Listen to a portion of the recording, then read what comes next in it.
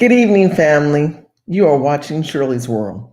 Thank you so much for every one of you that always come back, even though you know I don't do videos as often as I used to. But when I do them, be assured I am going to provide you really great content that will help you better your life, develop your life, and keep you awoke to the circumstances that we are currently in. For every action is a reaction, for every non-action is the aftermath. And we are living the aftermath of the coronavirus. We are living the aftermath of the government making financial decisions for you versus you making it for yourself. So I want you to relax. I want you to breathe, because the video that I'm about to do for you is going to help provide clarity to that gut. You know, something ain't right. Something ain't right. I smell some spoiled milk. I taste some feelings in the air, some dirty water. And I think for those who understand my type of thinking, my type of consciousness, they will get where I'm going with this video. So I want those who are watching me to be patient, and I want you to listen, because if you can listen, you can learn something, and hopefully I can learn something from you, because I'm going to open up and have those who want to dial in and give me their opinion. I am live streaming from YouTube and also on my Facebook page. I want you to be conscious of what is going on. I'm going to steal some lines from Katy Perry's song Rise, where it says, "I must stay conscious through the madness and the chaos." She says, "So I call on my angels, and they say, oh, ye of little faith, don't doubt it. Don't doubt it. Victory is in your vein. You know it. You know it. And you will not negotiate. Just fight it. Just fight it and be transformed." I'm going to kind of alter those lyrics, and I want you to think about this. There's this terminology that people constantly are saying, you got to stay woke. We all got to be woke. I think that terminology has been burnt out and we are awake.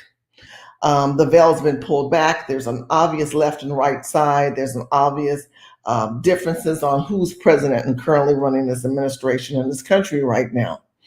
But I think the key thing that many of us are not doing is we are not conscious. We're not in our own conscious mind of knowing the difference between being awoke and like, whoo, I get it. You're conscious, you're alert, you're in tune, your senses, your spidey senses are in place. Through the madness and the chaos. Now think about how government is ran right now. Think about how the states on each individual state, California versus Florida, New York versus Texas. You have governors who have different ideologies and views on how to open the state, not open the state, how to deal with coronavirus, how not to deal with coronavirus, through the madness and the chaos.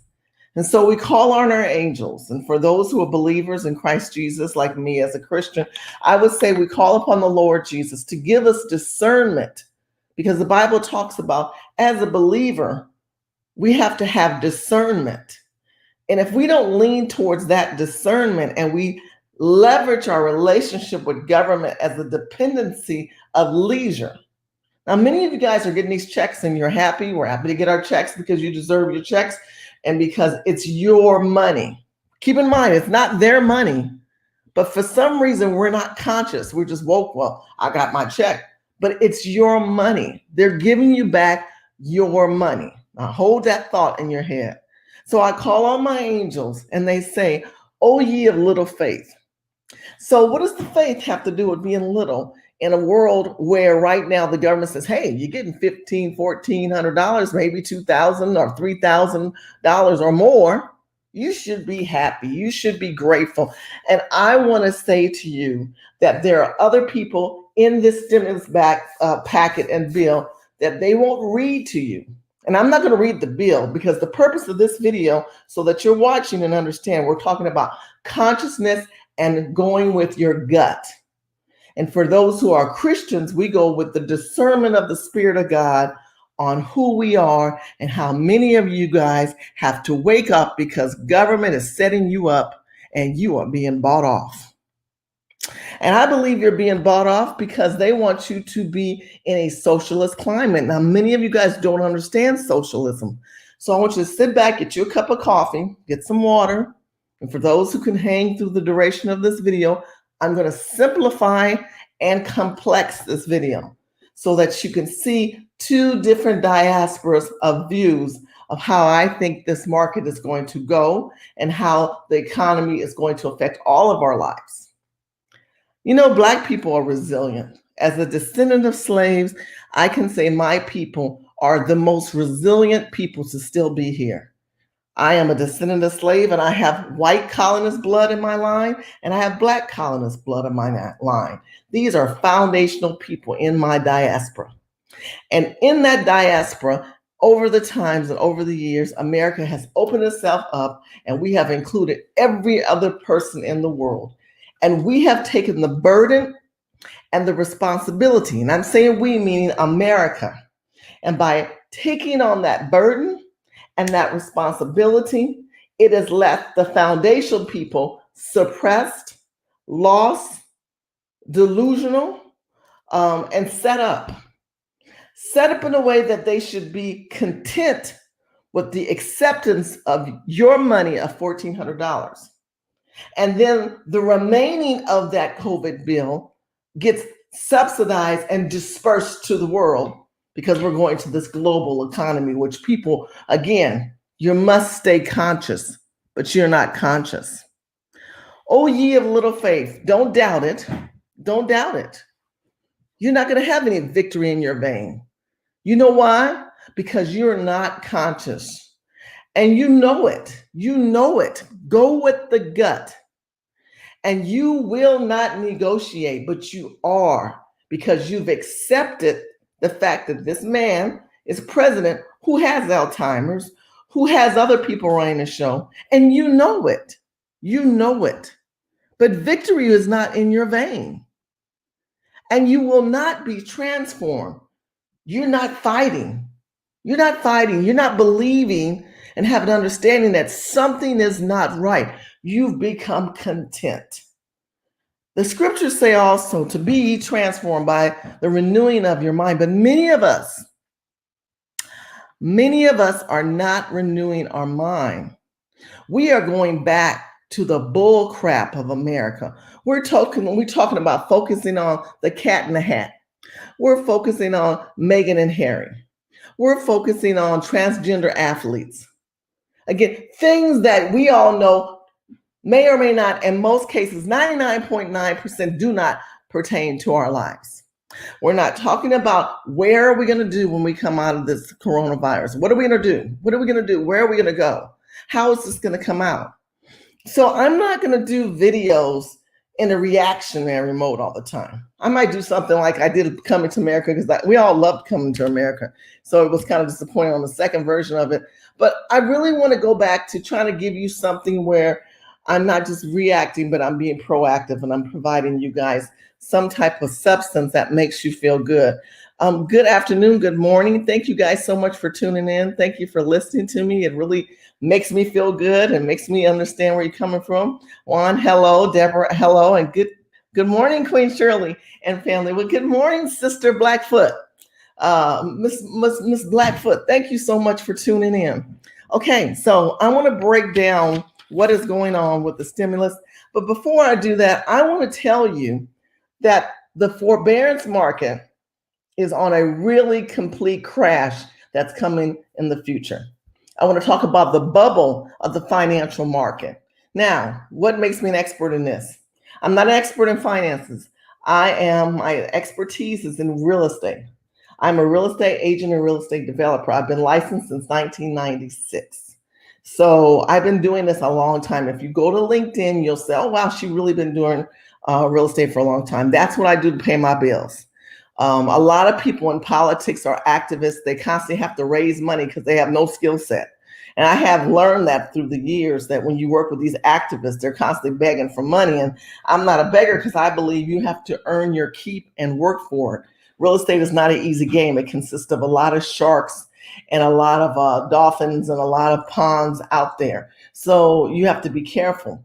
But the positive part of real estate that I've always enjoyed is that American dream that a lot of people want. And what I believe everyone should have, which is food, water, and shelter. If that is not priority right now, I want you to make it. Now I want you to get a pen and paper down out, and I want you to write certain things down. The first thing I want you to write down is your name. And then I want you to write down food, water, and shelter. I'll wait a second.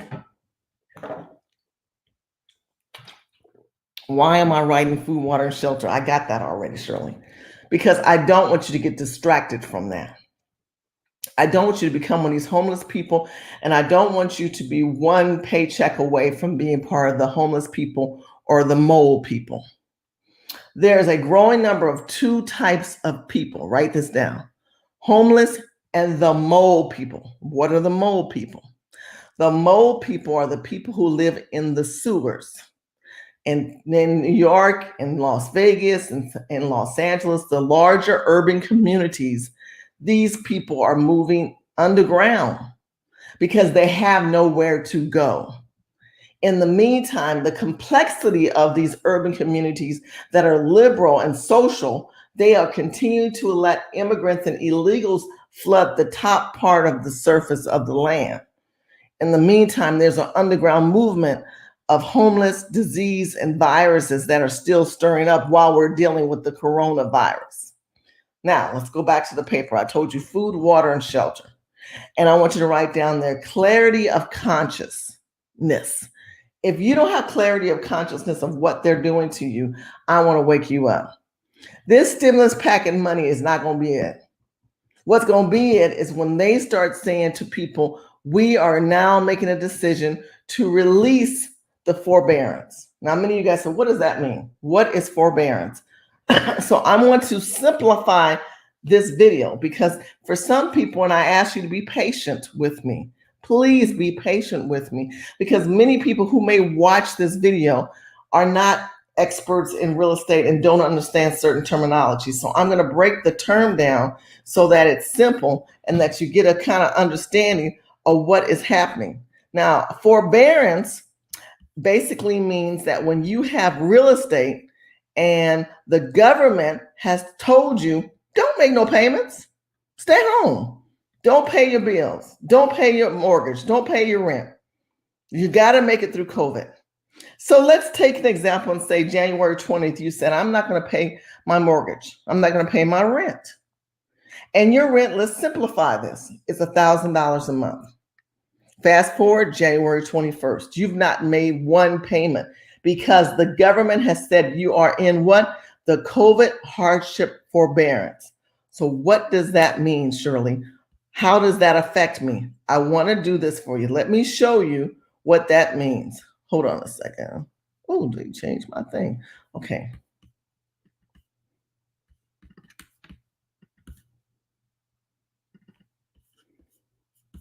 You can see that. Can you see that? See, I should have checked my computer before I did. Okay, I'm just going to play it for you. I am not going to let this get to me tonight. Sometimes this thing works and sometimes it don't. Let me just play this for you.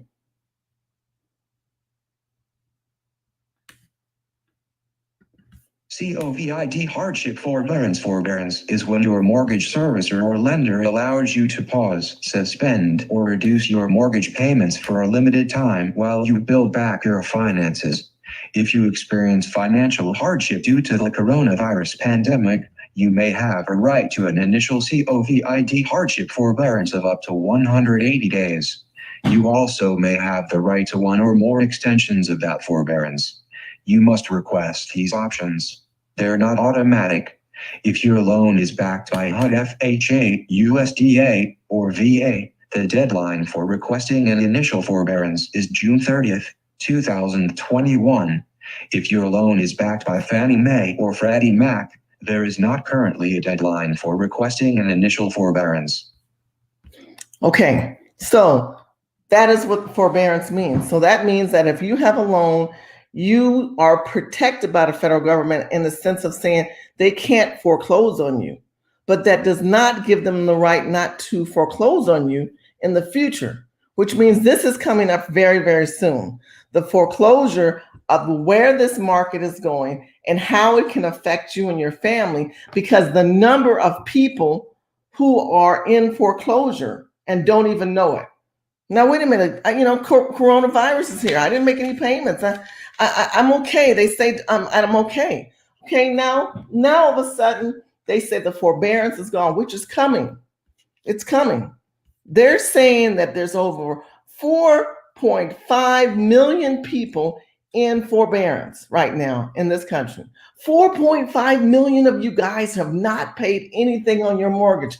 Nothing, zero, zilch. It's a big bubble. Now, recently we had the federal government come out there and tell us, the head of the department saying, he doesn't know if he doesn't think we're in a bubble. You know we're in the bubble. This is a very predictable. This is not a guess of if or when. It's a matter of when and now. It's happening this year. Unless the federal government continues to kick the can down the road, which they've been doing, of pushing this situation out from you, saying to you, you know what, don't even worry about it.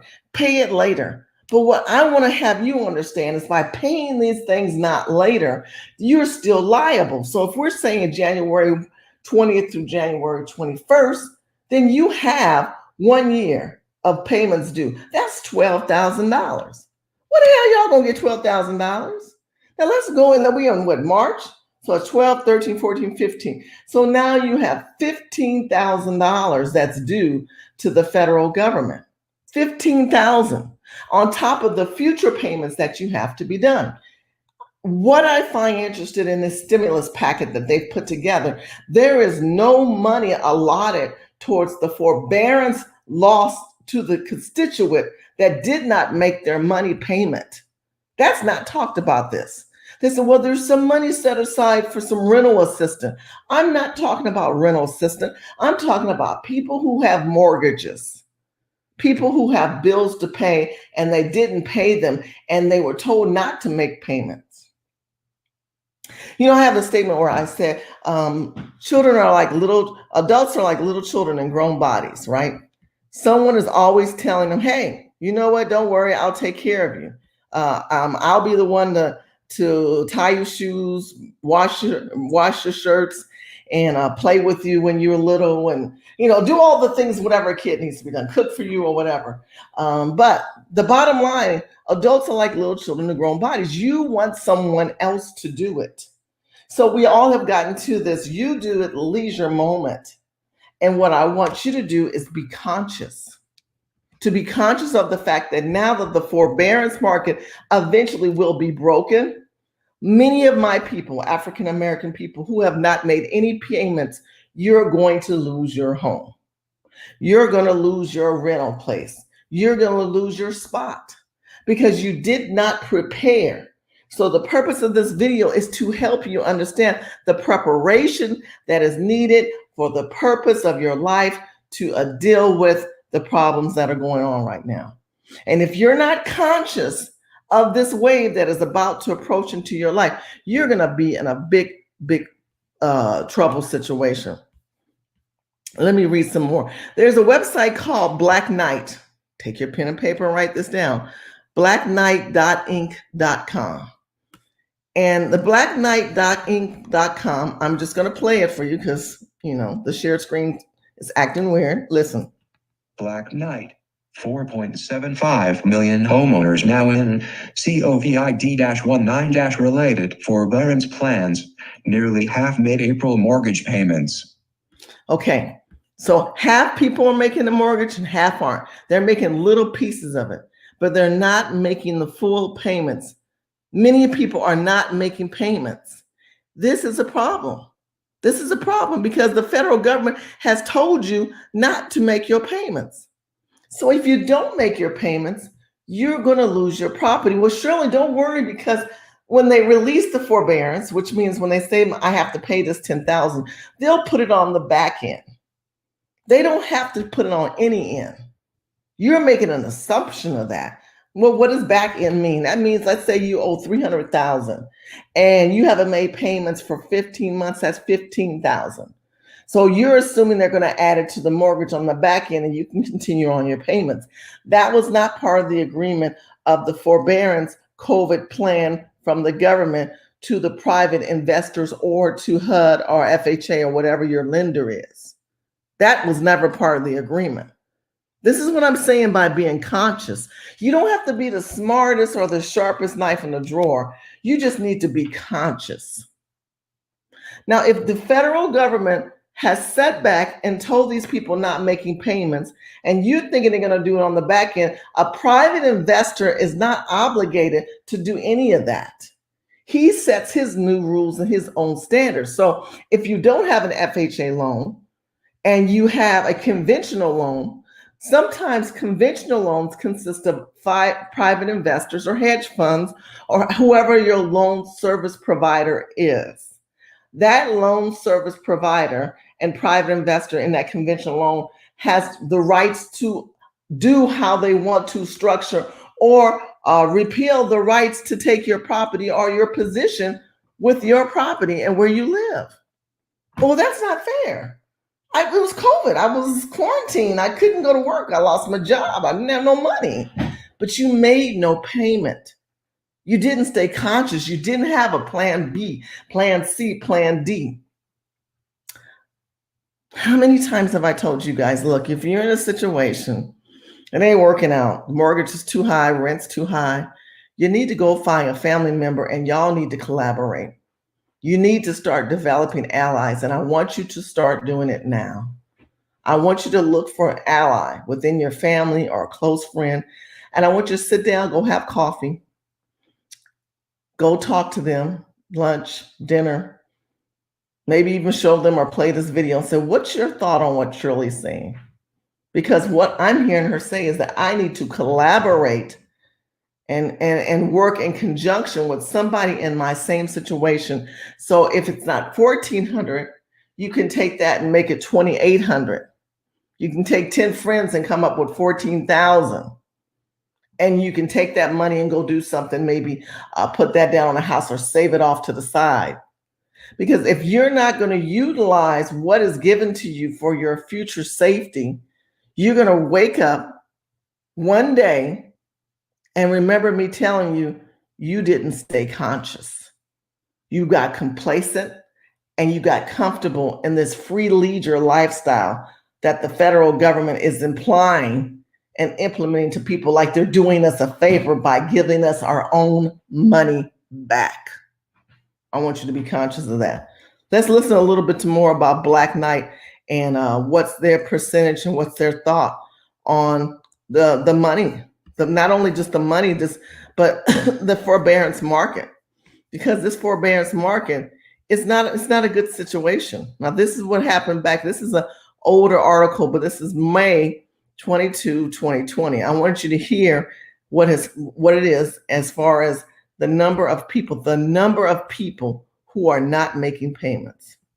The McDash Flash Suite from Black Knight leverages daily loan level data to provide market participants with the most current view of the forbearance and mortgage performance landscape according to the McDash Flash Forbearance Tracker. As of May 19, 2020, 4.75 million homeowners, or 9.0% of all mortgages, have entered into COVID-19 mortgage forbearance plans. Active forbearance volumes increased by just 93,000 over the past week, a more than 70% decline from the 325,000 from the first week of May. The rate of increase has now declined by 93% from the first week of April, when the number of active forbearance plans increased by nearly 1.4 million in a single week. The McDash Flash Payment Tracker shows that of the 4.25 million homeowners in forbearance at the end of April, nearly half made April's payment, while 54% did not. Daily mortgage performance observations through the McDash Flash Payment Tracker over the past few weeks show that as of May 19th,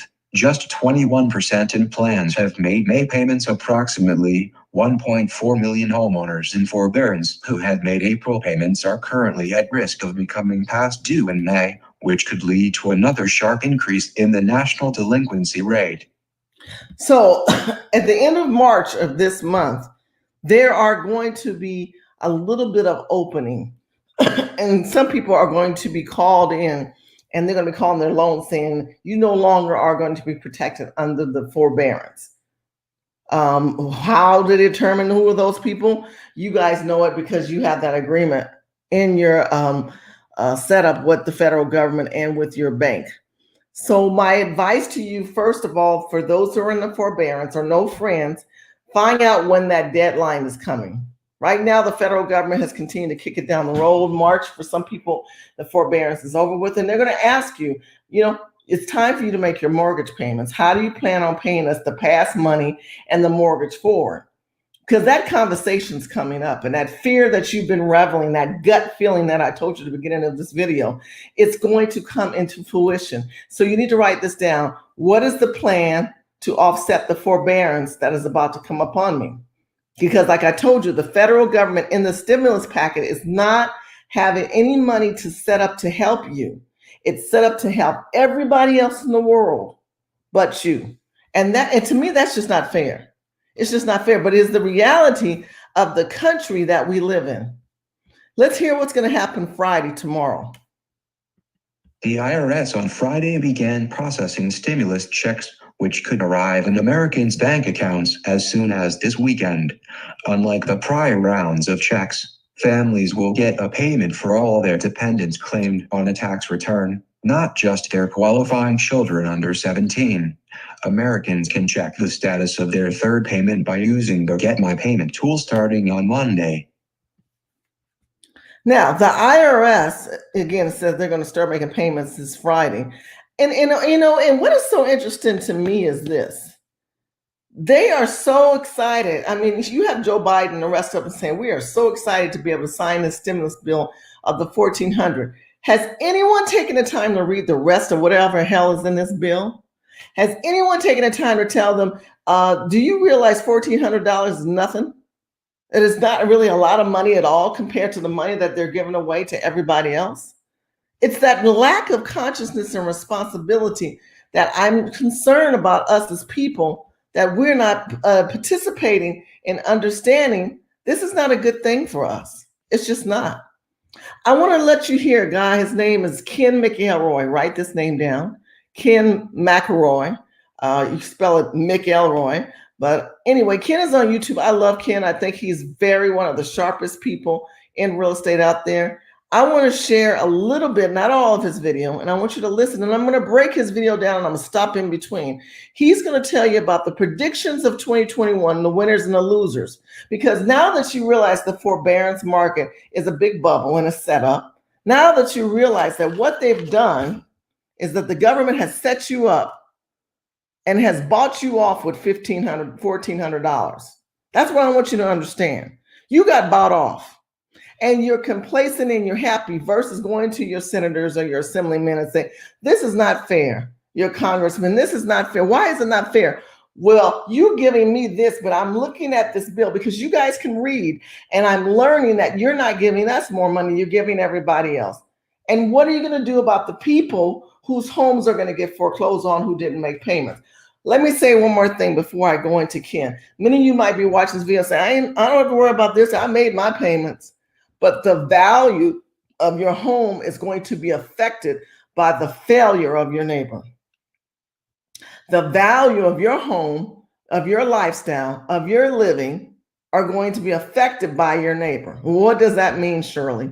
That means that your neighbor who gets foreclosed on, gets kicked out, he might become homeless.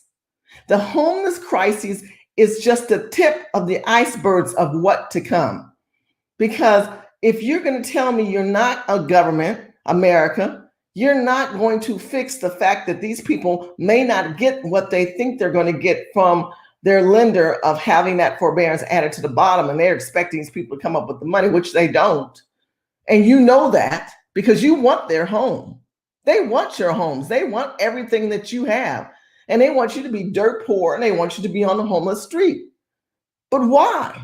It's the same reason we all scratch our heads when we go out the doors in Los Angeles. I said, why do they not see how filthy this state is, how ugly this state is looking, how simply sickening it is to see the disease and the fungus and the rats and the roaches and the needles all impressed in people's arms, and how mentally deprived and reformed people are becoming in this country.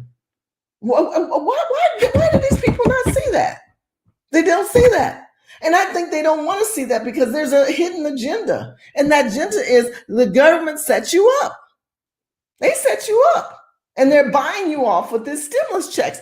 And I'm trying to tell you, you need to think smarter and not harder. You need to collaborate. You need to sit down and just don't spend this money on some bullshit. Excuse me for cursing. Please do not do that. Think this money through. And if it's, and you know, it ain't a whole bunch. So you need to find an ally that can help you think this thing through. Because if you're not going to think this thing through, if you're not thinking, someone's thinking for you. Someone's already got a plan for you, and that's the federal government that has set you up. The national debt right now is at $28 trillion. That averaged out to $232,000 per taxpayer. Every time they increase the deficit of the national debt, you take that responsibility on and you don't even know it. Now that your family members or friends or cousins, whoever didn't make their payments, the number of homelessness and the mole people living in the sewers are growing in this country. The filth is growing in this country. And yet we are distracted by talking about celebrities and foreign people of other countries, of who's married and what their kid looks like, and things that don't pertain to our lives. I don't want you caught up in the bullshit. Excuse me for cursing. I want you to be conscious that you are subject to other Caesars that are about to play upon the table. There are winners and losers in 2021. And I just don't want to see my people, and I just don't want to see any person who has a right mind with a good heart be waking up slow and late on this situation. I want you to be awoke to that.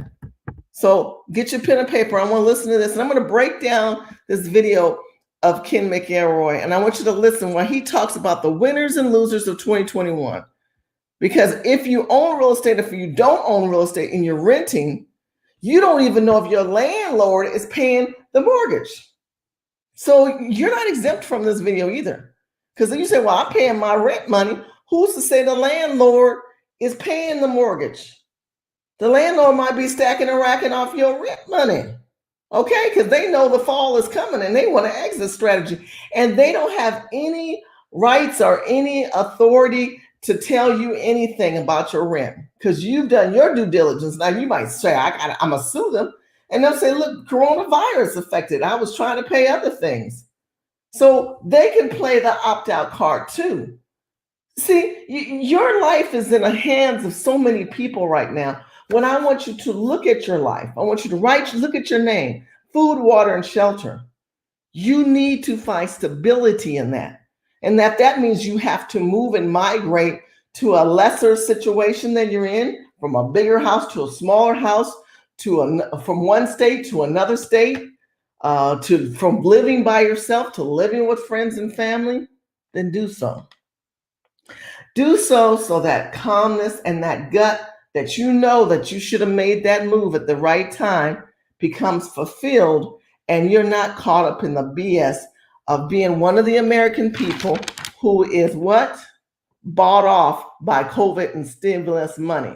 Because the government has what? Set us up. Listen to Ken McElroy. So in this video, we're going to talk about what I think are going to be the winners and the losers in 2021. But first, I want to talk to you about 4 things that are happening right now that you definitely need to be watching. You definitely need to be paying attention to if you're going to make the right decisions on investing your hard-earned money or somebody else's hard-earned money next year. So let's get right into it. So the very first thing, if you aren't already aware, the Federal Reserve or the central bank will be investing in 2021. Hopefully you guys know how involved the Federal Reserve or the central bank has been in the bailouts that we've had in the past and the ones that we are currently in the middle of and the ones we're going to have in the future, which is where we're going to talk about. But just for a refresher, I want to just point out a few things that the Federal Reserve is doing right now that you may not be aware of. The first thing is they're purchasing assets right now.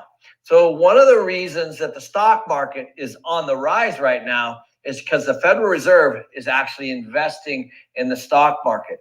Okay, I'm going to stop. He said on the rise. And as you know, the stock market's been crashing lately.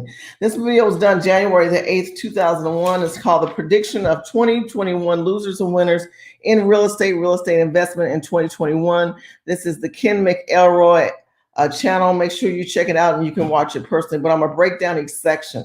Now, listen to the part of where he said the federal government is buying assets.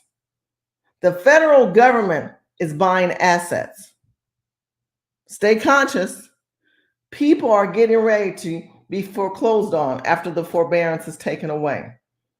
And the federal government is buying assets. In the state of California, there's a law that Gavin Newsom had put into place that the federal government, the state government, the state of California, and nonprofits have the first right to purchase foreclosures and tax foreclosures. There is a mass movement to put us out of home ownership, and it's very scary. It's very scary. And what you're going to have is if people can't own the home, where are they going to live? And they don't have any more money because then there'll be no stimulus money. And then there's no money to help you with the forbearance and you have no job. So let me break down real quick California so you can visually understand where I'm coming from. When Black Lives Matter was on their move and they were vandalizing and going through cities, and especially what they did to Melrose and Beverly Hills and downtown Los Angeles. And then businesses had to come in and board their buildings up. And they still kept trying to operate with this Black Lives Matter movement. Then coronavirus hit. When coronavirus hit, it took it to a whole nother level that you won't even believe. That the graffiti throughout the city and the state is unreal on these small mom and pop businesses that never will come back because they boarded up the building and they were waiting for this whole terrestrial movement of hatred and crime because of how Black people were treated, when Black Lives Matter ain't about Black people. It's about a liberal progressive agenda to promote this world dominancy of control. That's what I believe in this country is embarking upon us right now. And we see the next level, which was a bunch of graffiti over the boarded up buildings. Then once the boarded up buildings came into place with the graffiti and the fighting going on in California, coronavirus hit and everything got shut down. But what comes out in the night comes out in the daylight. So at night, the graffiti people were at work. When everybody was told to go home, stay home, don't go out, don't network, don't mingle. There's people who never listen to that in Los Angeles. There's late night bars, clubs, salsa, dance clubs, bachata clubs, all kind of underground things going on in the state of California. The governor knows it, the police department knows it, and they still let them go on. I'm telling you, I'm not making this up. So then you have in the major cities, when you wake up in the morning, you go, where did that graffiti come from? Why does this look so bad? Man, this homelessness situation is growing. Because guess what? There are still people foreclosing and kicking tenants out. But wait a minute, we're in a forbearance. We're in a coronavirus. There are other terms in agreements outside of COVID, for those who may not know, that can have you evicted, such as if you're a nuisance, caught with drugs, certain things in guidelines that can circumvent the coronavirus and say, you've got to get out. We found out that you did this. Well, I'm quarantined. Nope.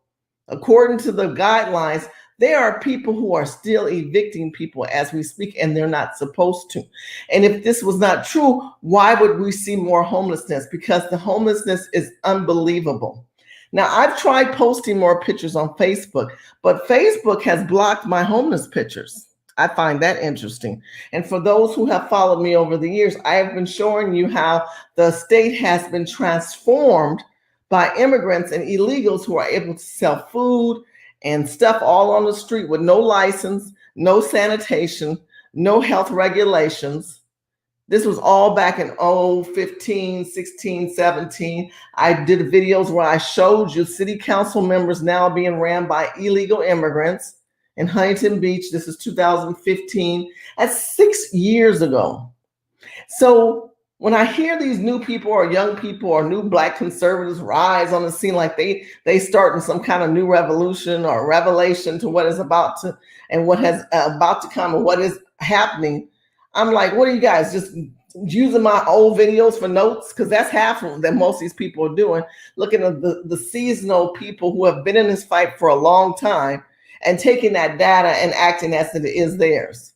But what they don't realize, it has gotten worse. And that social media is suppressing us from having a visual conversation. Remember, I talk about kinetics and I talk about NLP, neurological programming, how you see, how you feel, how you taste, orally, how you hear. These are things that certain standards rise senses in people. And our strongest kinetic now in today's elements are visual, because we're all looking at our phones, we're all looking on computers. We don't read as much as we did when I was a kid. They always loved you to read. And so that might have been your strong suit. But now our strong suit is that we believe it. If we see it, we believe it. If we see it, we believe it. And we should never go by what we see. But most of the time, they've got you programmed, because what did I say earlier? Government has set you up. And you bought off by a stimulus check. See, these monies that you're receiving has got you complacent in a leisure lifestyle where you're not, you're like, well, Biden's in office, whatever, I'm good. But you're not conscious to the fact that this is going to run out. You're not going to get these checks no more. You're not going to be able to not stop making payments to your mortgage or to your landlord. What are you going to do? What are you going to do? Can you trust the system when this has been ingrained in you? When you get your 3-day notice? Because it's going to be too late. And there are going to be major cities that are going to catch hell. Major cities like Los Angeles and New York, and specifically urban communities, because they are so saturated and dense with people who think that they're okay, but they're not. And even though you may not be one of those people, you're affected by one of those people.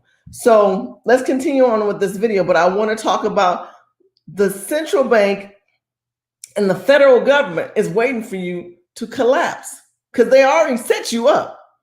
This is like a prize fighter that kind of hits you and they get you in the corner and they're waiting for that one big moment to knock you out and see you fall to the ground. Yeah, that's what you at right now. That's primarily the reason.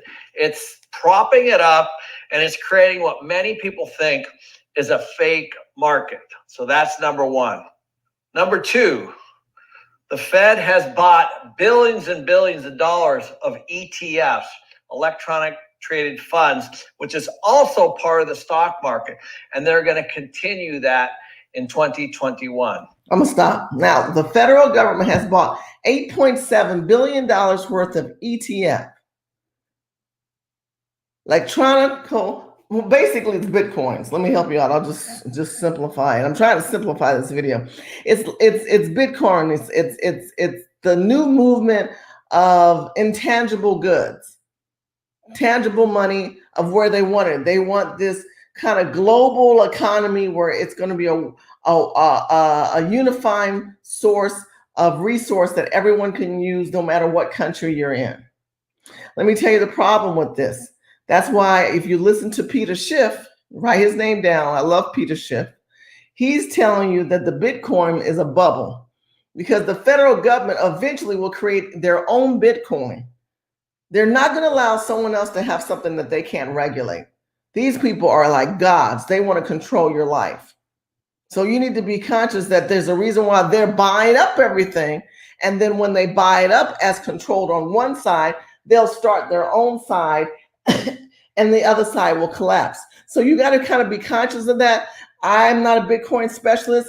There'll be people who agree or disagree with me. Like I told you, I do like listening to certain people, Ken McElroy, and the person who I think really has a really good grip, way better than me, is Peter Schiff. So Jeffrey Tucker is a good friend of mine. He's another one who's done very well and become very wealthy. I wish I had listened to him many years ago. Shout out to Jeffrey Tucker, who's a libertarian, who also understands Bitcoin very well. The Federal Reserve has also bought mortgages in the past, and they're also propping up the housing market, the commercial market, all those kinds of things. So it's really, really important that you guys keep your eye on the Federal Reserve.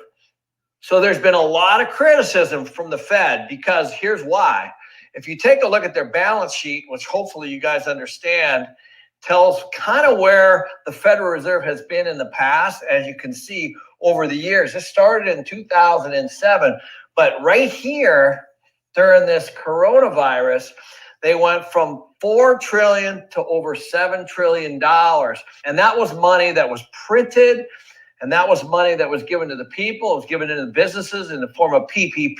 It was all kinds of relief money, but they went from 4 to 7 trillion. And there's a lot of people that believe that this number here, which is right now at about 7 trillion, is going to go up over 10, because we're not quite out of the woods yet. So as you can imagine, the Federal Reserve is under a lot of pressure right now, and a lot of people are questioning their policies. In fact, with all the printing of all this money, are we going to see rapid inflation? Are we going to see our currency devalued? All those things are in the process of being discussed. They're in the process of being discussed because they are going to happen. The dollar has already been devalued. It's not backed by gold. What does that mean? Way back in the era of Nixon as president, he decided to take us off the gold market. That meant for every dollar, it had a gold tangible asset to support the value of that dollar. Now it doesn't. So we're not backed by gold. So that means that the federal government continues to print fake money, which means the value of that money, according to the overall world economy, continues to go down. And yet we're living in this fake illusion that this money has so much substance. That's why people are putting more money into their gold and silver and lead. We know why they're putting it in the lead. I want you to be conscious of that. And then all you guys are so caught up into the intangible. You need what? Go back to the beginning of your notes. Food, water, and shelter. Please write that down. And in that writing of food, water, and shelter, you need to have clarity of the food, of the water, and of the shelter. Because if you're going to tell me the federal government's buying up everything and the federal government is continuing to printing up fake money, so then what should I do? You need to find some land or something of home substance that is a tangible, something that you can touch and feel, not an intangible. An intangible is like a concept or an idea, or I own this or that. It's not tangible in your hand. You understand what I'm saying? Something that you physically cannot get on a grip on. You need tangibles right now. You need to know that if something happened, you got 2 acres in Mississippi or Alabama, or you've got your little house, you've got your gun. You've got a place maybe on your land, you've got water. You've stored your water up, or you have a well. See, that's a tangible. So it doesn't matter if the resources of the federal government or the state or the city is not providing for you. The provisions are lost in all the confusion going on because you're not conscious. You're losing. But because you are conscious and you've watched my videos and you're sharing and liking this video right now, thank you for liking and sharing and putting the thumbs up and sharing this on group pages and letting people know, thumbs up, thumbs up, thumbs up. Please share this video and get the likes up. I really appreciate that, and keep making the comments. I am reading them. You know, when you're conscious of where your placement of the food, water, and shelter is, and you have a sense of structure of execution, you'll be fine. You'll be fine. You're checking these boxes going, oh, girl, I got that. I got me some land. I'm in Mississippi. I'm in Alabama right now. I'm in Oklahoma. I'm watching you, girl. I got that. I got me a well, or I got my water stored up in my storage bin. I got that. Shelter, I got food, girl. I got some land. I know how to grow. I got me some growing seeds. You got some growing seeds? You got some growing seeds? Oh, sure, they ain't gonna get that bad. Really? The federal government has over 4 million people in forbearance. And how do you think that's going to affect the rest of us who aren't in that situation or could be in that situation. But here's what the Federal Reserve is saying about all that.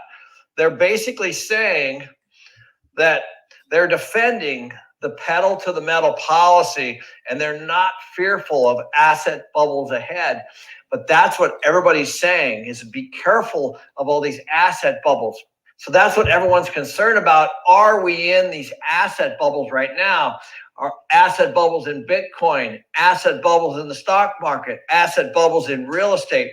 All of those are things that you have to be watching as the Fed continues to pour more money into the economy to try to keep things afloat in 2021. Very, very important that you keep your focus on the moves the Federal Reserve is doing for 2021 as you start to make your decisions for next year. So let's move to the second point. Interest rates will remain low through 2021.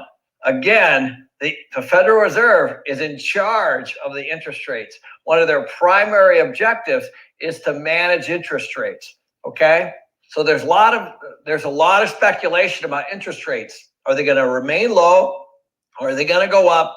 I'm here to tell you that they have to remain low in 2021 for multiple reasons.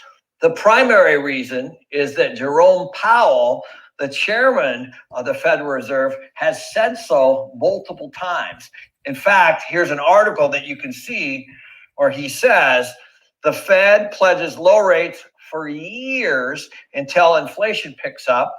The Federal Reserve's latest economic forecast suggests that interest rates will remain zero at least through 2023. Now, let me stop you right there. Stop him right there. Now, I want you to understand where he's coming from, because I let it play longer, and I want you to really understand where he's coming from right now.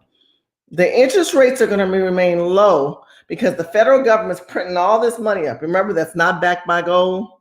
And they're giving it out to everybody. Take the money, take the money, take the money. Let's keep the country stimulated. So what does this mean? This is like an example of a car with no oil. You got to keep the car lubricated. You got to keep the oil in the engine going to keep the car moving. If you don't have oil in your car, it's not going to stay lubricated. It's not going to loosen up. It ain't going to keep moving. It's going to tighten up, and something's going to jam and break and fall apart, and you're going to have a major crash. We can't do that. So we got to keep that oil going. We got to keep that oil going. So that's why the federal government is pumping a lot of money into the economy by saying, take the loans, take the money, take the $1,500 and $1,400. But again, that deficit is growing. We're up to what I tell you, $28 trillion of the national deficit. They can't keep doing this. Something's going to break. And you all know, go with the gut. You know it's about to happen. So Shirley, what should I do? Go back to the food, water, and shelter. And you need to break that down.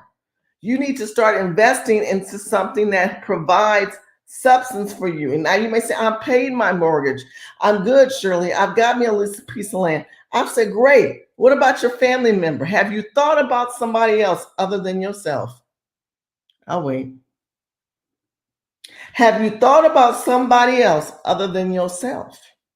Because if you've not thought about somebody else or your family member who you know, they didn't work your nerves, you didn't have some nasty fights, and you don't believe the same political ideologies, but you know what? They still blood. And it doesn't hurt you just to check in on them. Hey, I was just, I was watching Shirley Hussar's video, and I just want to see, are you all right? You okay? You okay? You need to ask that question, even though they're gonna vent for about 5 minutes. You might give them a minute and say, oh, they're gonna start venting on something negative.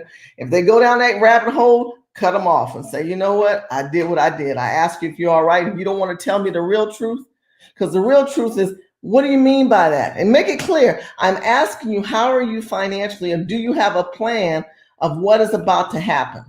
So don't get in the conversation rambling with your friends anymore. I want you to think about real conversations, because there's going to be real repercussions to the action of what is about to come upon us.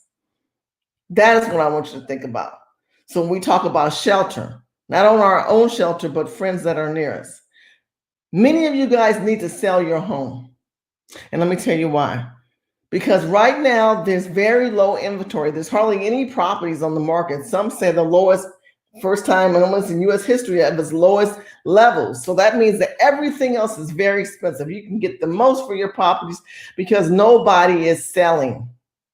The reason why is what? COVID-19. Many people say, I'm not selling my property. I ain't going nowhere. And then number two, many people are not selling because they go, I'm just going to refinance and get this low rate that they're talking about and stay where I'm at. But many of you need to sell because you ain't made no payment for a year. You ain't made no payment in 6 months. And this is the hype. When the bubble does burst, which it will, and the forbearance market will be broken, and the federal government will not let you be protected anymore. It's a forbearance, it's a protected system allotted by the federal government so that the landholder, the banks, and the mortgagee cannot foreclose on you. When that police system is gone and you're getting foreclosed on, you're going to be in the collapse, and the value of what you could have sold your home for is not going to be there anymore. And that's where you call upon me, because that's what I do. I'm a real estate developer, and I do migration. I help you move from one area to another. And I'm licensed for California. If you're licensed for California, I can help you. If you're not having a home in California, somewhere else, I can still help you. I can help you get a realtor to help you determine if you should sell. Because if you've not made payments in 12 months and you don't see how you're going to come up with that $1,000, $12,000, $20,000, $30,000 back pay that you owe the bank or the landlord or the mortgagee, you need to make some decisions on some changes. And you need to be prepared for that right now. So yes, the rates are low, and you could probably say, let me refinance. That's another way to save yourself. Refinance while you're in the forbearance. Because then what can happen is the new landlord, the new mortgagee bank people can say, you know what, there's enough equity, we'll take you on. But this is the problem, because even if the rates are low, because you've made no payments, your credit has now become shit. You met your credit goal. I didn't know. No, you let your credit go. Well, they told me, again, this is the government setting you up. You got bought off by all the BS of these checks that have been coming to all of us and not taking care of your life. Because if someone doesn't plan, if you don't plan your life, someone will plan it for you. I'll wait. If you don't take care of thinking through on decision makings for yourself, someone will think it through for you. And it won't be in a win situation for you. Because the days of us thinking that government and our country at large is about a win-win for the American people, well, you didn't want that president. No, you wanted this other president. Because that type of thinking was under our previous administration and ain't under this one. Let's continue. Okay, that's really, really good news on a number of fronts for real estate specifically. But that's why I believe that rates are going to stay low at least through 2021. They go on to say it could last for years. And by the way, guys, these are very recent articles that just came out. So the Federal Reserve is basically telling everyone that rates are going to remain low for many, many, many years. In a lot of ways, this is exactly why real estate is having the run that it's having right now, is because the Federal Reserve has got their federal funds rate almost down to zero. Never have I seen this before. That means that borrowing money is going to be cheaper than ever. Now, we're going to come back to this, but just remember that these interest rates are going to be low through next year. So the third thing that we're going to go over is inflation. Now, a lot of people talk about inflation. They talk about deflation. They talk about inflation. They talk about all kinds of stuff. Now, inflation is this rising prices. Deflation is prices that are going down. There's a lot more to it than that, but that's generally what it is. So it's my belief that we're going to see a rise in inflation, and here's why. In August 20th of this year, the Federal Reserve came out and said, and I quote, the definition of price stability was to aim for 2% inflation. And if you look at the year-over-year averages, it's been right underneath that. Some years it's been higher, some years it's been lower, as measured by personal consumption expenditures price index. It describes this goal as symmetric, suggesting that equally concerned about inflation falling below or above that target. Okay, so in the past, the Federal Reserve has had a target at 2%. What's very, very, very interesting was in August, they came out with this statement. The Fed says it will likely aim to achieve inflation moderately above 2% for some time. Okay, that's a statement that we haven't seen before for a long period of time. That suggests that the Federal Reserve is going to be a little more loose about the inflation policy. In fact, the federal chair, Jerome Powell, called this strategy a flexible form of average inflation targeting, which officials are calling FHIT, which is a form of average inflation targeting, at the 2020 speech, as you guys can see here. So this is fairly recent. The Federal Reserve is basically saying that inflation will rise. So here's what we know so far. We know that the Federal Reserve is involved very heavily. We know that they're buying stocks, they're buying ETFs, they're buying mortgages. We know that they want to keep interest rates low, and we know that they want inflation to rise. Those are three things that I want you to be clear on as we move into the next slide. So the next slide, which is really, really important, is that unemployment will stay high through 2021, and here's why. The virus numbers are surging right now. They're spiking everywhere. Okay, this video was done January 8th, 2020. I want to stop right here, and I want you to I know I let it play, and I want to break down some things. Let's go back to inflation. Inflation is not a good thing. Inflation basically means, and I'm going to play you the definition of inflation, and then I think we should talk about this because just a little basic understanding of where the type of inflation he's talking about. In economics, inflation is a general rise in the price level in an economy over a period of time.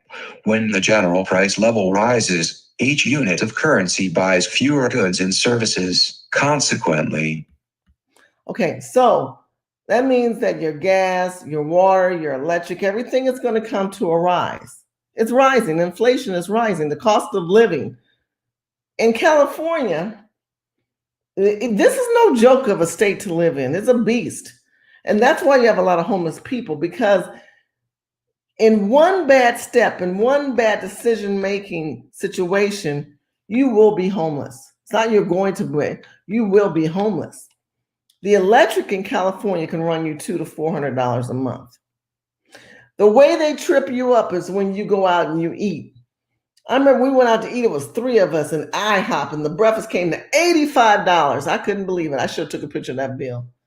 You're averaging $25 plus tax, and they got the nerves to ask you for a tip.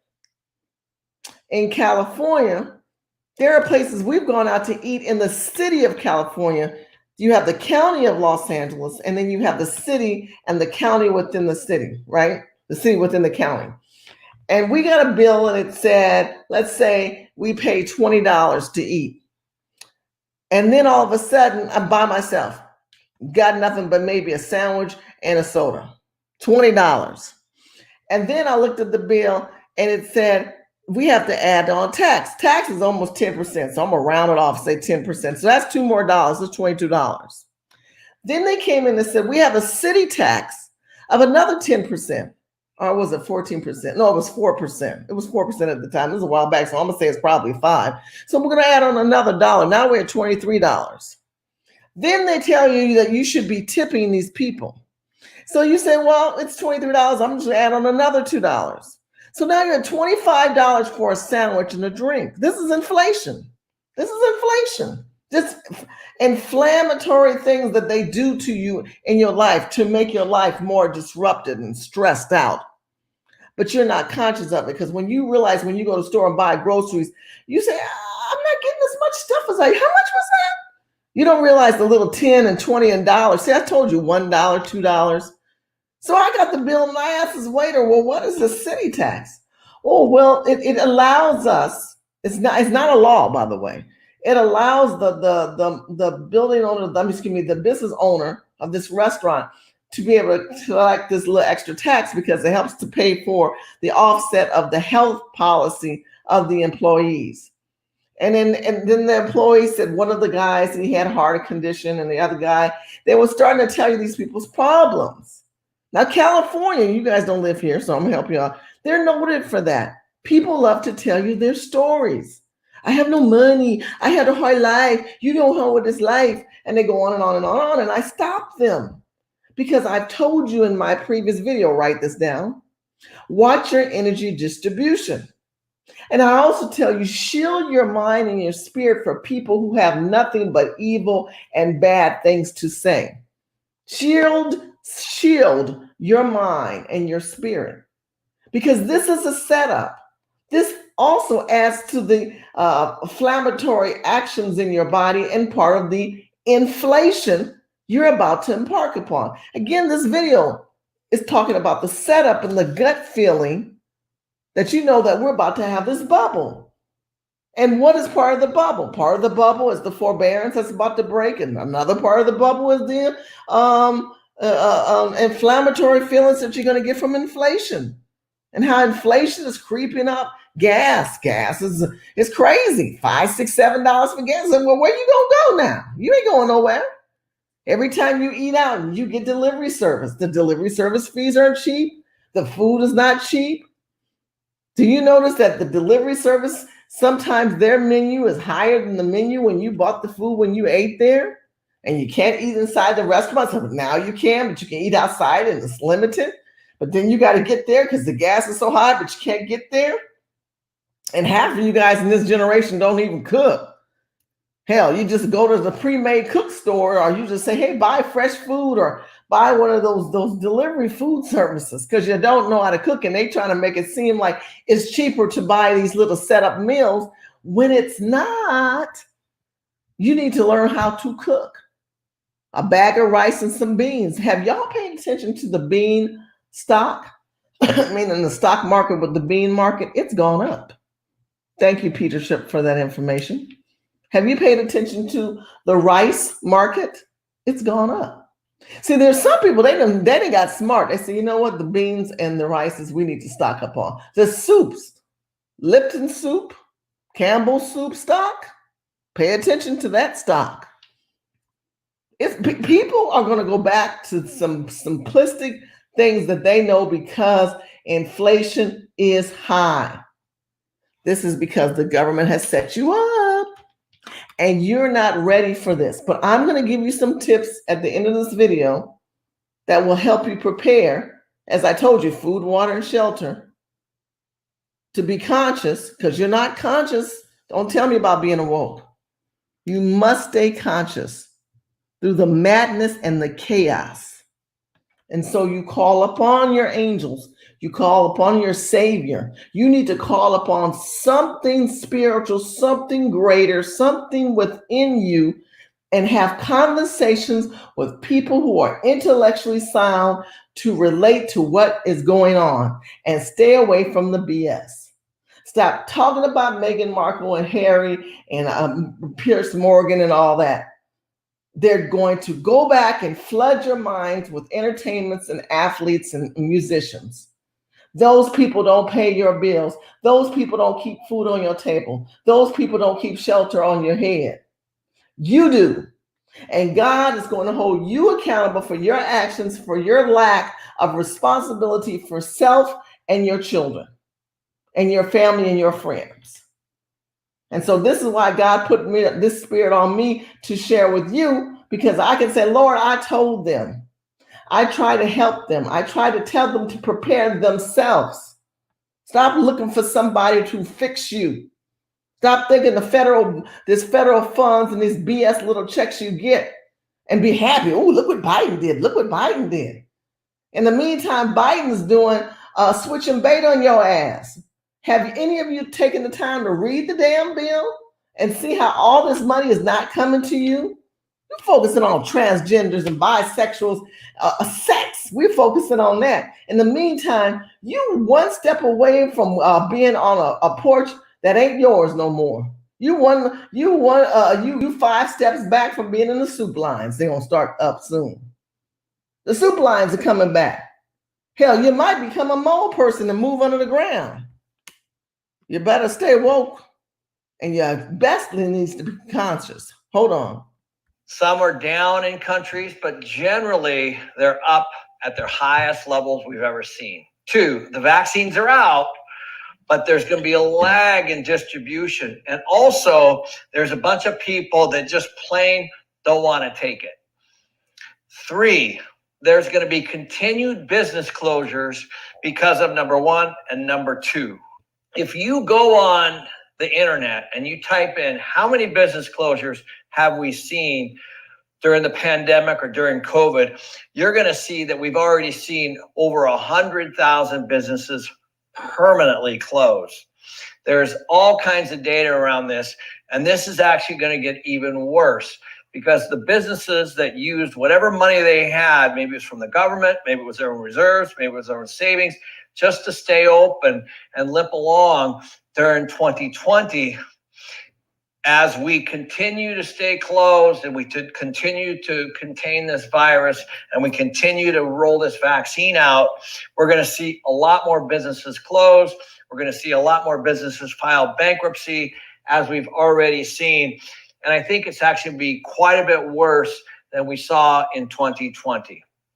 The 4th thing, and I think we're going to see it quite a bit differently in 2020. Here's a great graph that I found on business closures from Fortune magazine. These are temporary business closures that are turning into permanent closures. As you guys can see, the numbers are horrible. As we start to see, this was temporary and this is permanent. And here we are at 160,000 right here. So that's where we're trending right now. So we're trending right now to 160,000 plus businesses that will never return. What does that mean? In America, you have the wealthy and you have the poor. Well, the middle class, the mom and pop businesses, the mom and pop actions that take place in your community that makes that unique platform of America is now being dissolved. It's being erased. It's being taken out. And they're not coming back because they've done everything that they can. Now, those who have watched my previous video, remember I showed you those 3 women? One killed herself because she couldn't bring her business back. Another one said she had to get behind the kitchen and start cooking again. And her employees got mad because she didn't hire them back and she thought they were family. She forgot she was the boss. And then I showed you another one. You remember that lady who did all the compliances of California at that time, and Gavin Newsom said, no, you can't open up, and you can now, and she set up everything outside, and then they shut her down again, and then a movie set moved right next to her building for taping, and they had the same kind of setup she did, and she said, look at all that setup. Remember we watched that video? Y'all seen that video out there? These people ain't coming back because it's a setup. They made you give your money. They gave you the money to save your business. So you took the money, you put it back in the business. You remember that one lady said she leveraged her home on top of taking the PP money to try to save her business? Well, that money's gone because she wasn't able to open up. So these are things that people are doing. And that one lady, she went through a serious depression. She killed herself. Look at that video up. And I showed you guys, those who remember in the chat room, you remember we watched that video of 3 different scenarios. Well, this is what this man is talking about. Businesses that just will not come back. That's major for America. That's major for how visually we're seeing and economically how it affects how we don't operate like we used to. Now we're buying everything on Amazon. We buy everything online, and they've got you living in fear. Scripture says, Bible says, God is not giving you a spirit of fear, but a power, love, and a sound mind. Many of you have lost your sound mind. Write this down. My mind is sound. I have a sound mind. I am a smart person. I make wise decisions. God gives me discernment. Lean not unto your own understanding, but lean towards God. Lean towards people who have righteousness. Lean towards people who are providing you knowledge of good and common sense. You got to know when to cut the cord. Many of you guys are in business right now. You're hanging on and you're using every one of the setup. Government has set you up and you got bought off, and you keep thinking they're going to keep subsidizing you with this money, which they may do, and yet you're liable for it. The other part of the resources of the coronavirus money, they don't have to pay that back. Read the damn bill. These foreign countries and people, it's like a grant, billions of dollars being set up for everybody else, but you get this low interest rate. There's a liability in taking this money unless they say, well, it's forgiveness. It may be forgiven. Why be part of the forgiveness? We're hoping that they're forgiven to you. And even if they forgive it to you, look what Gavin Newsom and the rest of them have done. They've got you setting everything up like that lady set up, and then they said, nope, you can't open up. So all that money is now gone to waste. And you have lost your position and thinking that you're going to reopen again when they keep playing this teeter-totter of open or not open, open or not open. And every time they do that to you, it's an emotional, psychological, mental roller coaster that you or your friend or someone that you know is going through. And so when you talk to them and they're at disarray and you don't understand why, I'm telling you the reason why. So again, I'm going back to Ken's video, and he's talking about right now, for those who just chimed in, thank you for coming in. Thank you for getting the like buttons and the share buttons. Please share this on different platforms and encourage your friends to sit down and dissect this video, because I'm providing you a lot of knowledge. We're talking about surviving and getting ready for the crash when we have government that has set us up, and how the stimulus money is set up because you got bought off of taking your own money. This is your money. But how are you preparing for the chaos of the money that's not backed by gold that is about to not be in your hands anymore? This segment, we're talking about unemployment, right? The virus, the vaccines. This video was taped January 8th. So where are we at right now? A lot of states have decided to operate differently. Gavin Newsom is not opening up California the way Mississippi is opening up, the way Texas is opening up, the way New York is not. So there's a lot of migrational movement. And I've watched Ken McElroy's videos before, and it's interesting. I agree with him on a lot. But one thing he doesn't try to do is go into politics, and I do. And the reason people are moving, because politically the climate of that state has dictated the lifestyle of the people, and those people have said, the constituent has said, I've had enough. I'm taking my family out. I want to live. I don't want to be in this closed down situation. I don't want to be bombarded by the fact that I cannot open up my business. And when I do, who's going to come back to me? Remember, many of these businesses that were in these big high-rise buildings, they're not coming back. I met a lady who says, oh my God, I'm permanently at home now. I said, well, aren't you happy? She says, no, I love socializing with my coworkers. Now I don't do that. I just find myself always just home, just working. They are finding out they're getting more productive people by staying home than having them at work.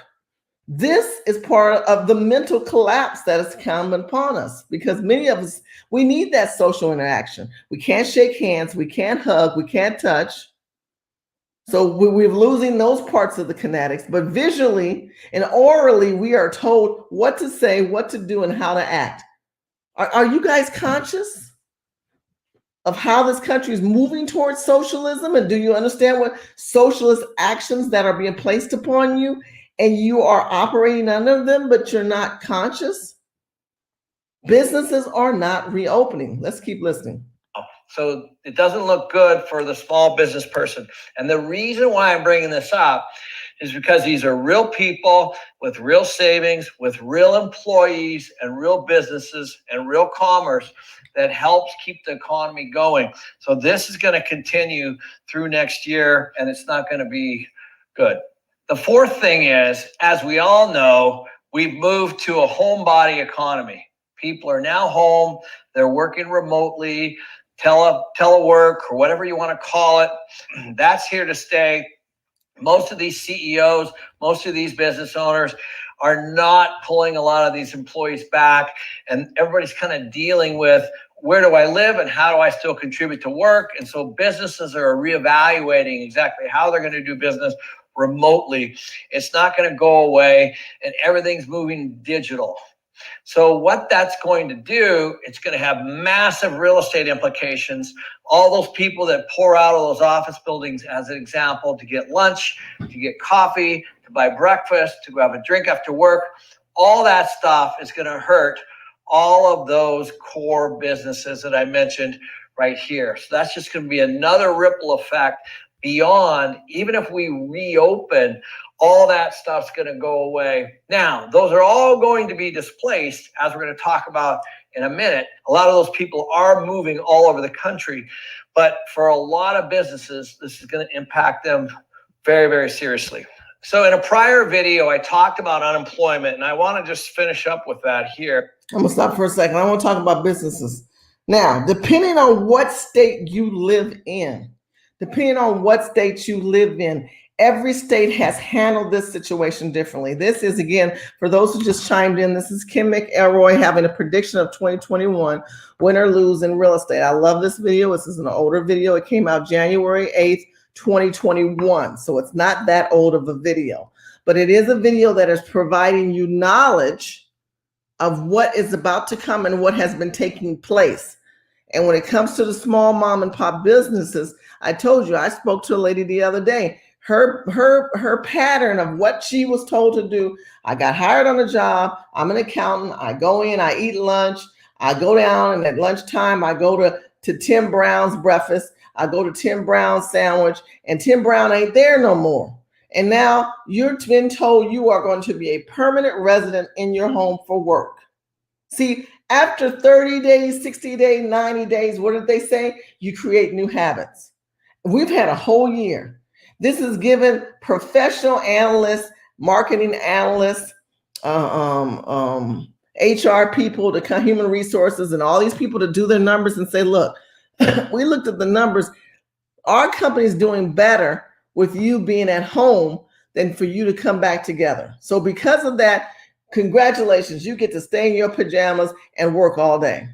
And for some people, that is just not good. It doesn't help their mental psyche, but it's too late because that's the system.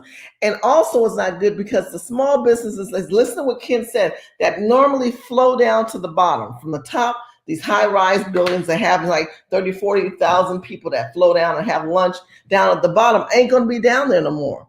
So the mom and pops who pay those high rents, those mixed-use developments and the bottom developments, though they could be paying $2,000, $3,000 a month for those spaces. And they're in COVID right now. But guess what? They have not released themselves from their agreement with their landlord because they know that they feel that they're going to reopen up again. And what they're going to realize is the numbers of people in those big high-rise buildings will not be the same because those spaces are now becoming vacant. And so you're not going to get the benefits of that. These are the things I want you to be conscious of. On top of the COVID, on top of, he's not even talking about where I told you that Black Lives Matter situation with the riots and more riots to come when people who are going to be not too happy when they realize they're not going to get them checks no more. You ain't getting them checks no more. You're not going to be able to not pay your mortgage. And the stress and the burden of all that is going to play away on the American people. And that's where the energy will rise of riots again. Let's continue. So this is the unemployment chart. That's the civilian unemployment seasonally adjusted. And from 2000 here all the way to November of 2020. So this is just about a month old. And we all know, as we saw the spike here, and we all know that we're here, and the government's saying that we're just under 7% right now. Now, what I want to talk to you about is how that number got created, because what I really like is this chart, which is what's called the U6. This is U1, 2, 3, 4, 5, and 6. And I talk about the U6 in another video. But the totally unemployed plus all persons marginally attached to the labor force plus unemployed and employed part-time. This is a big one. because what we're seeing is the part-time worker that used to be full-time is massive. This is a massive, massive number. So the U6 number, in my opinion, is one of the more important numbers to watch, because as people start to fall out of the workforce and they don't look for a job, let's say for 4 weeks, they actually fall out of this employment number. So it only takes 4 weeks for them not to be reported in what was called the U3 number, which is the one that you see in the media. So I'm going to stop real quick so I don't confuse you. So what he's saying here is that the numbers of unemployment actually are higher, because after so many weeks and so many days, they fall off. So those numbers are not calculated of the part-time people. You understand what I'm saying? So this unemployment that you're seeing, these numbers that you're seeing, they're fake. There are more people who are unemployed and more people who are going to be homeless than what the government is trying to allot to, saying that everything's okay and we're coming out of the stimulus and we're coming out of this COVID situation. And we're moving into something greater and more harder than we've ever seen in U.S. history. Because I can tell you, in my lifetime, as long as I've been living, and anybody in the chat room, help me out, have you ever seen the federal government tell people don't make no payments? Don't pay your bills. Don't pay your mortgage. Don't pay your rents. And what he's saying is, after they say, well, we're looking at the unemployment, it really isn't that bad. Let's look at the numbers. But after so many times on that chart, you fall off. Well, what about the fall off number? Are they counting the homeless people? What about the mole people, MOLE people? Look it up. Underground, people living under the ground. Are they counting the fact that there are people who have been told to come into this country illegally and utilize your stimulus money? Do they realize that there are people who are dead, that they're taking dead people's IDs to make sure that they get checks? Are they realizing all of this? Are you realizing all of this? Because the consciousness of you not realizing this is some bull crap.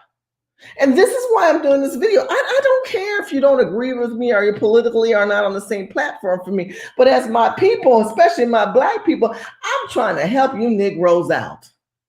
Because a lot of Black people and white people are not aware that you've been set up and that you are just becoming too comfortable and complacent to know that the numbers that they're telling you that this man is sharing with you, especially regarding unemployment, there's another baseline of employment numbers that are not being calculated, that are being broadcast. So if they tell you that unemployment is almost at 10%, they're not telling you of the homeless numbers and the mole people numbers that are not included.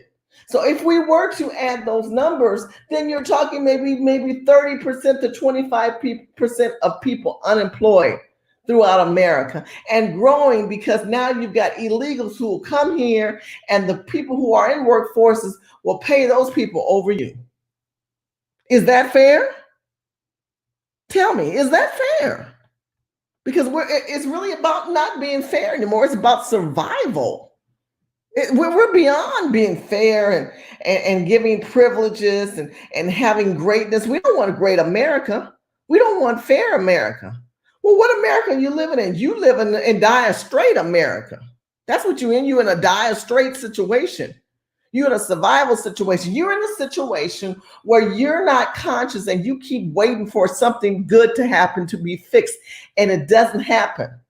So instead of you stopping saying, this is my situation, I got a paper and some pen, some water, and 2 cups of beans. My cups of beans will have to last me for 6 to 8 months, but you only got 2 cups of beans. You need to figure out how to work with that versus expecting 2 cups of beans to last you for the whole year, the next 6 months. And it doesn't. And by the time you realize you're down to your last bite and nobody's there to help you, you too will be on the soup line or living on the street, having your shit dumped on the corner where you see people with all their personal belongings. Those people were somebody at one point in life. So before you throw a stone and put your head down and walk over to your next Starbucks cup, those people were somebody once in life. I filmed that video, remember I showed you with the people, and they had barbecues and they had dressers and beds and mattresses. They had shelter some point in their life, but they don't have that no more. They have mentally let themselves go because they know no one is going to save them. And if you're not in that situation, you're blessed because you could be one step away. And if you're listening and you are in that situation, the next best thing you can do is get yourself out of this situation and get out of the states that are going to keep dragging you down. Urban communities, and remember, urban game changers is to do what? To hold elected officials accountable as well as yourself. You're not being self-responsible. You've allowed yourself to be dependent upon the governmental system to come and save you with the PPKKWEFG loans or stimulus checks loans, Biden's check signature loans to correct or ratify your situation, and it ain't gonna happen. Boo-boo, wake up. This shit ain't happening. So stop what you're doing right now and change your rhythm and your path. Change the rhythm. Change the movement. Make a decision in the morning when you wake up. Look, I got to get my shit together. Excuse me for cursing. You got to get your stuff together, boo-boo. You got to simplify it. And then, well, how do I do that? I don't know, but you better ask God and talk to some friends and put some common sense and don't let the mentality and the stresses of the woes of this world take you out. Because the first thing you're going to lose is your mind. You've lost your mind thinking someone's going to fix this for you. When you hear this man telling us how the economy is, how inflation is, and how falsified these numbers are to you, I'm sharing that portion to you so that you realize that it's worse than what you think it is. And the aftermath of the forbearance is going to take it to a whole nother level. So if you are homeless and you got Aunt Brown, Aunt Maddie, Aunt Betty, Aunt Thomas in Alabama, Oklahoma, Arkansas, Mississippi, South Carolina, North Carolina, I don't care, wherever, you need to contact them people. Find a way, YouTube, email, Facebook, message these people and tell them your situation and be humble and get a bus ticket and get the hell out of your situation and leave that shit alone. Let the stuff go. If you can't keep all that stuff that you got living on the street, let that stuff go. If you need to move and you realize moving trucks right now are hardship. Hold on. Trying to find a moving truck, Jesus, take the wheel. Expensive. Expensive. In California, people are moving to Florida. People are moving to Texas. People are moving Midwest. And trucks can cost you $2,000 to $10,000 to $20,000 to $15,000 to move. You need to stop and say, I really like to keep this $6,000 or $5,000 or $500. Shirley, what do you recommend? Sell that shit and keep it moving. And then when you get to your next location, I want you to go on Facebook. I want you to look at auctions. I want you to go to the thrift store and restart your life. Don't get caught up in the BS. Let the stuff go and restart your life. Restart your life. Because nobody's going to save you but you. You got to wake up and find the rhythm.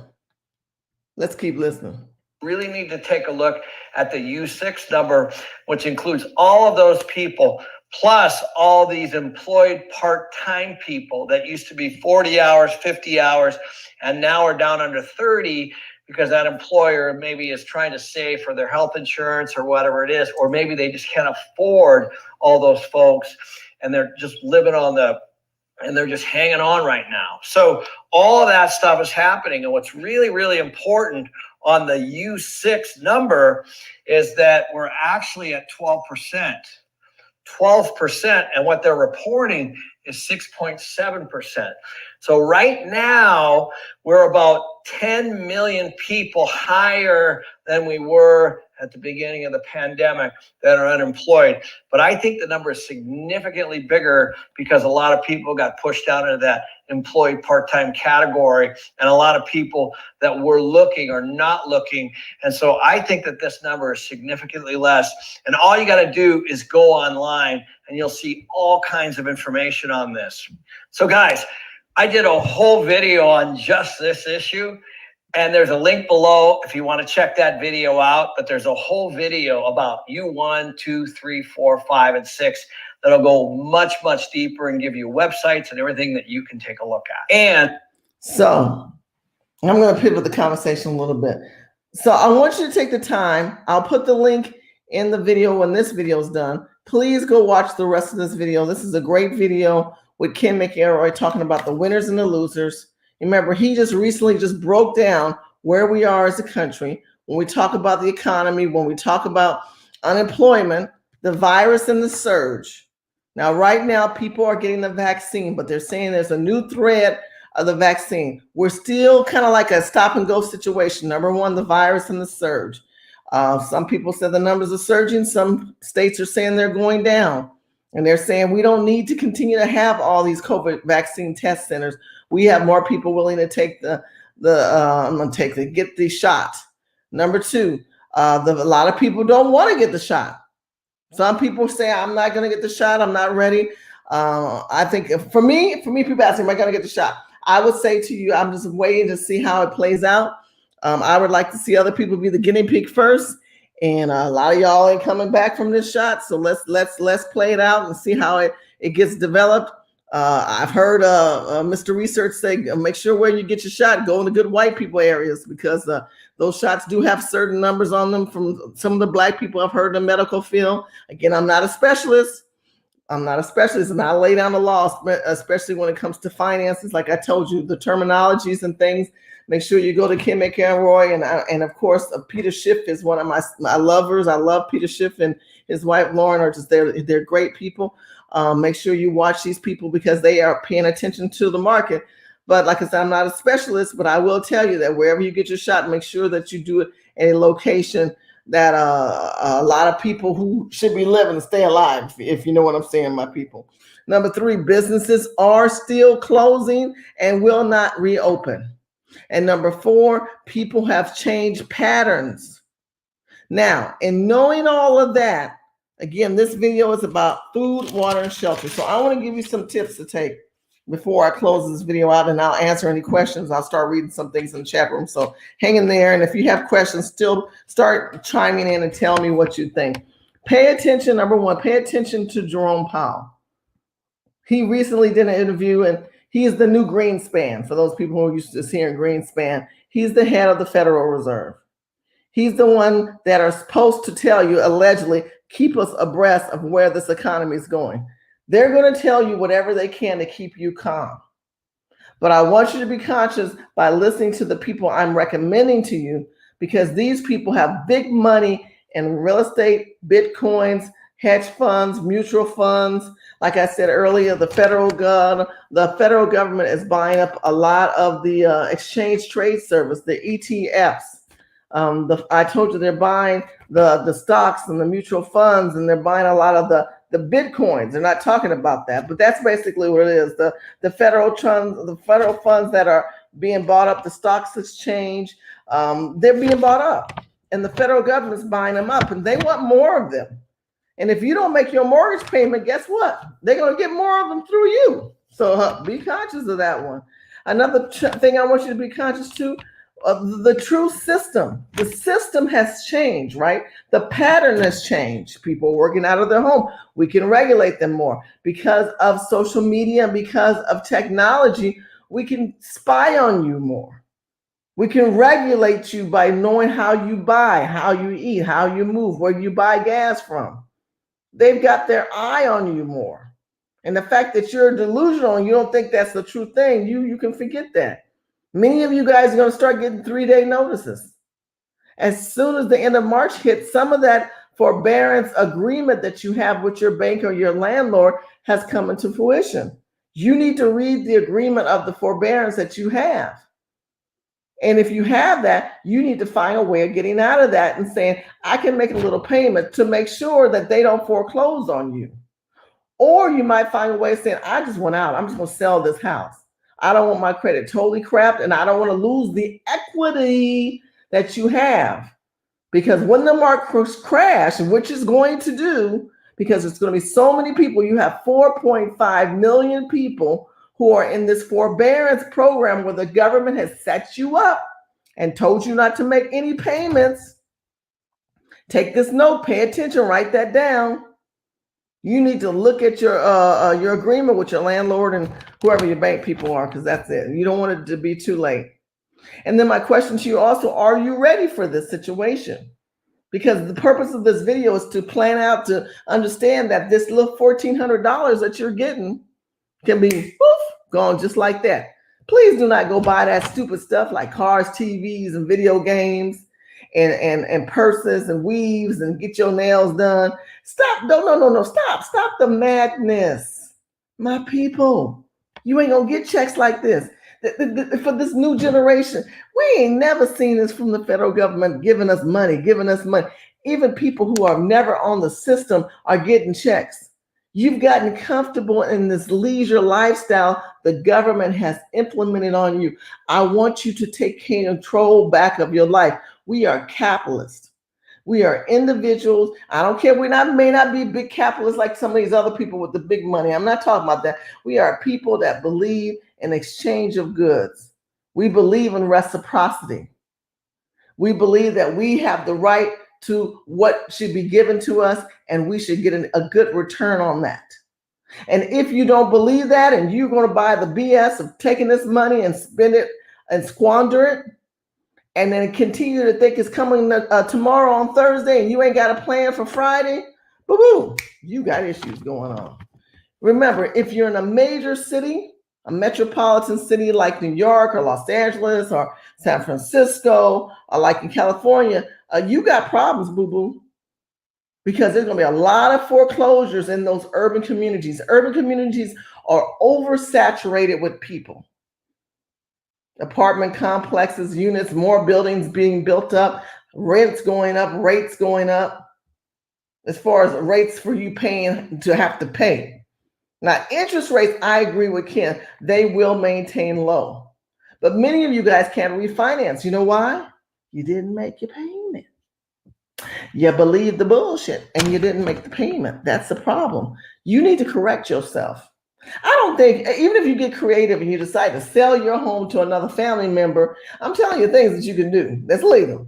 Sell your home to another family member and y'all collaborate and get creative and start thinking outside of the box. Try to figure out something. Make it work. Pull it together. Make some notes that the system is designed to set you up to fail. But the system that you create for yourself will give you a plan of action of an out. Because adults are little children in grown bodies. Remember that. Remember that. Another thing I want you to understand, that the national debt right now is at $28 trillion.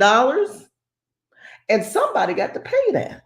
How do you plan on paying this federal government? They ain't got that plan in place yet. Remember, they're printing money not backed by gold, but now we're at $28 trillion of the deficit, and that equates to $238,000 per taxpayer, not family, per taxpayer. Who gonna pay that? Who gonna pay that? Well, I ain't gotta pay that. No, but you will pay in another way. That's why we call this thing called inflation. Be conscious, because inflation is coming. It's being falsified by the suppression of government putting and plugging money into the system. But inflation is coming. Because inflation is coming, you're going to be swept by it and you won't even see it. Even if you are still working your job and you have money coming in, that money is not going to go as far as it used to. Now you got to go to the 99-cent store. Now the 99-cent store is too expensive. Now you got to cut back on how you eat. You got to reconstruct how you eat. You ain't eating steak anymore. You're not eating chicken. You might just can do beans and rice. That's all you can do is beans and rice. That's why Black people can survive. Get a good crock pot, get you a bone, get you a good ham bone. Them ham bones from Honey Baked Ham ain't nothing but $3, $4. I'm telling you what you need to do. Get your Honey Baked Ham bone, get you some good seasoning, and throw you a pot of beans in there. And start cutting back on your costs. And stop eating out. I'm tired of you people up there talking about, I ate out. I got me some Grubhub. Stop eating out. Learn to cook. Learn to cook simple meals. You trying to do these elaborate meals like you see on the Food Network and all these food channels. Look, beans, rice, soup. Learn to make soups. They go further. Learn to store up on dry foods like beans and rice and noodles, dry foods, canned foods. They're not healthy. I don't like that. I'm not saying eat it every day.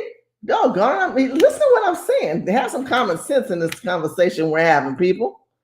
I'm not telling you to eat this kind of stuff every day. What I'm telling you to do is it's a preparation process that you can do for your family to subsidize the inflation that is about to be imposed upon you and you don't have a lot of money for. So, once in a while you say, you know what, let's have some beans and rice. And you realize, oh, my money's going a little bit further. And I feel pretty good about that. Prepare for the exit strategy that you need in your life. You might just need to move. You might just realize, you know what, this ain't working out and I need to sell my home. If you need your home sold and you live in Los Angeles, I am a realtor and you can email me at shirleyhussar@gmail.com. You can email me at shirleyhussar@gmail.com. And don't email me with the bullshit. And don't contact me and you need a therapist. I can't help you with that. Give it to Jesus. But if you seriously say, know what, I'm thinking about selling, but I need to have some conversation, I will talk to you through email and we can discuss that and set up a time and talk that, and we can do a Zoom together. The federal funds that are allotted to you will end. And once they end, you need to have a plan of action for an exit strategy. Because if you don't plan your life, like I said before, someone's planning it for you. Okay, so let me see if I can answer some of these questions because I know I've been talking on. Hey, Pam. Thank you, Pam, for jamming, for moderating. I appreciate that. And Blackboard, I love you, ladies. I appreciate you coming on board.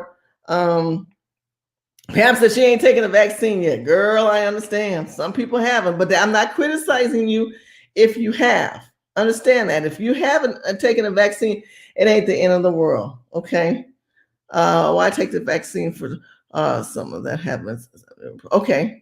Yes, people are recovering, okay? They are recovering, but it's some people, they saw Jesus. It didn't happen for them. I see, Ronald says, I understand that, and there's nothing I can do. There's a lot of things you can do. I just provided you a lot of great information of things that you can't be doing. I'm just randomly picking up things that people are saying. Okay, here's a question. Hello, Shirley. Is there a way for a tenant to find out if the owner of the renter of the property?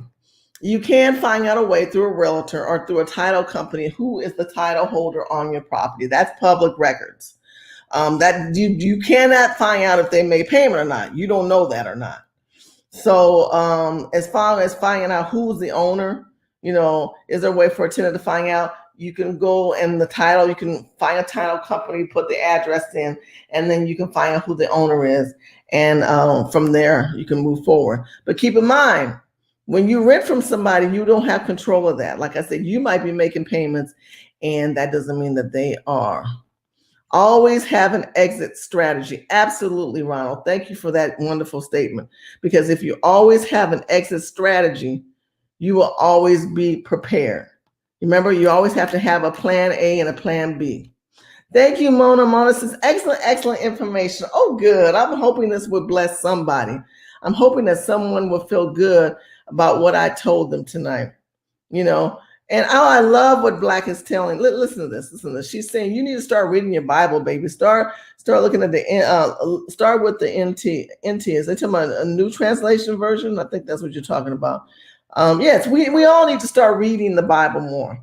We need to start doing these things that God wants us to do. We have to learn to have discernment of good and evil coming on into our lives, because that's important. If we can't do that, we're going to be in trouble. Okay, Pam says, what about the illegals coming in? Girl, with Biden, there's nothing we can do now. Do you know that there's friends who are telling me, especially some of my friends in Texas who worked on the border, who got those contracts by the federal government, and then they went and bought all the steel and equipment and they were building a wall. And as soon as Biden got into office, they were told to stop working on the wall and to walk away from the site and leave all the material. So a lot of those people are really, really upset. They've lost their job. They lost buying all the material and were told to leave it there. And then I was told a lot of the illegals and people came in and stole it. So vandalism is going on. A lot of inside underground things are going on that are not for the American people. What about the illegals coming in? They're going to keep coming in. And at this point in the game, the point of this conversation for us is to not pivot our energy towards that, because we can't do anything about that. Focus on the things that you can make a difference, that you can do in your life. Don't focus on that kind of stuff, because it's not, I've talked enough about this, right? I've talked enough about immigrants, illegal immigrants, migrants, real Americans, Black Americans, Africans. We've done all those conversations.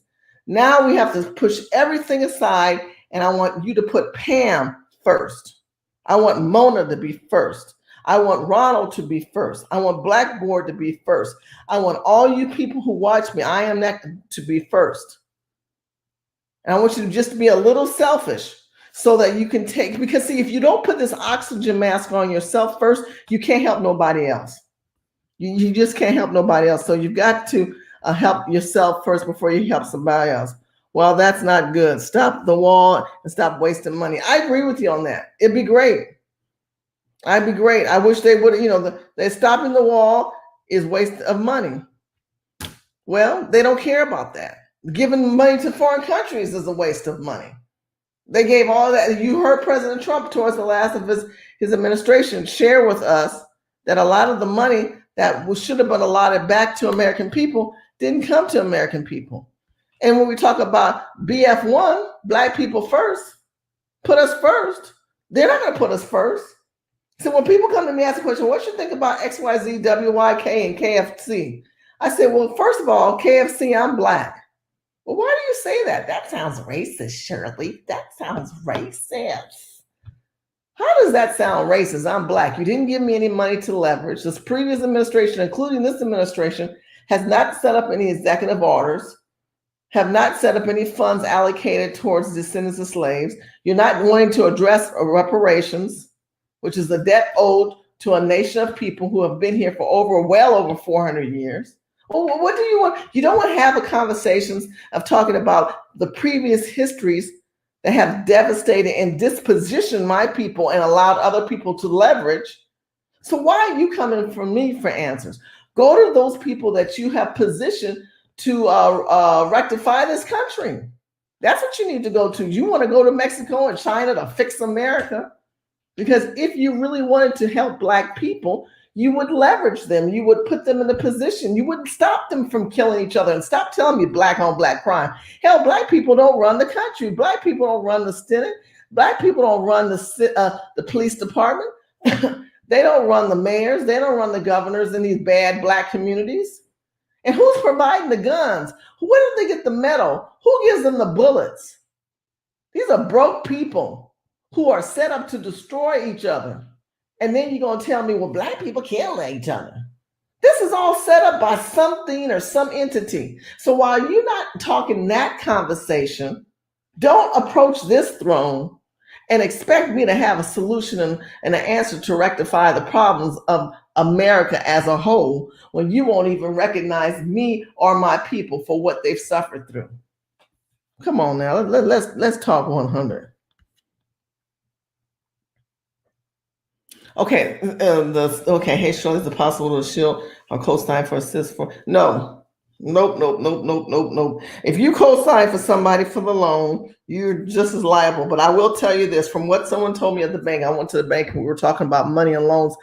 The bank told me the other day, if you are a student loan, the federal government has taken all student loans and put them under the forbearance. And they're not taking any money, even if you wanted to make payments. There are people who say, hey, I want to make payments. The bank said they found it weird that the federal government says we're taking everything down to 0% and we don't want to make you make any payments. So does that do a ding on your credit report? I do not know. The best thing any of you guys could do actually is go to experience.com and pay that $19 a month and then start looking at your credit report and your FICO score and seeing if you're getting hit for lack of payment of having those student loans. And then maybe they are not hitting you. Maybe the federal government's not reporting the FICO score into the credit bureaus of where you're at in your payment structure, even if you co-sign for that loan. But no, you're just as liable as the same as a car note. You're not making any car note, or you co-sign a car note for someone and they don't make any payments. You share the liability, and unfortunately, you live with the outcome of that. And Pam says, Shirley, you're absolutely correct. I appreciate that. Blackboard says, New and Old Testament. If you want balance spiritually, physically, and financially, spiritually, you need to pray and you need to spend time with God. And let me tell you what you need to do. Let me leave you on this note. I really want us to, I want you to get in your seat. Listen.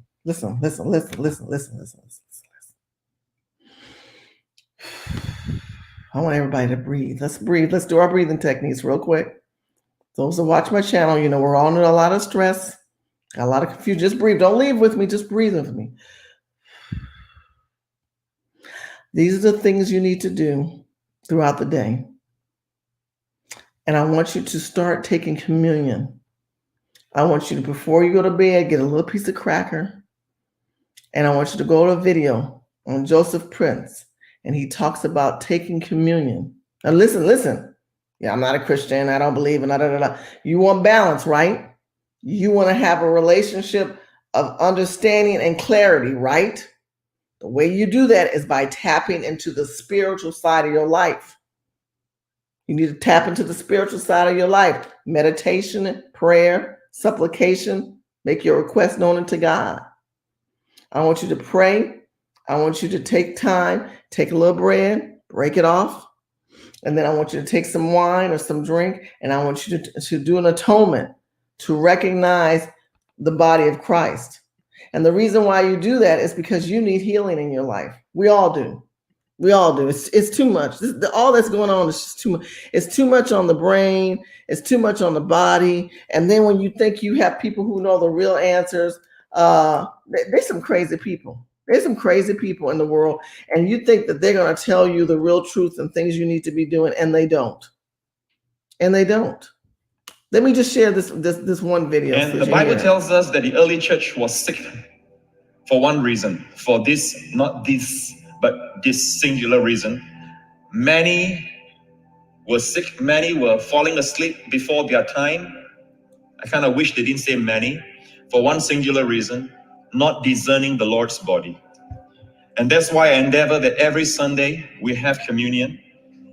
And especially when we come to the bread, that's neglected all over the world.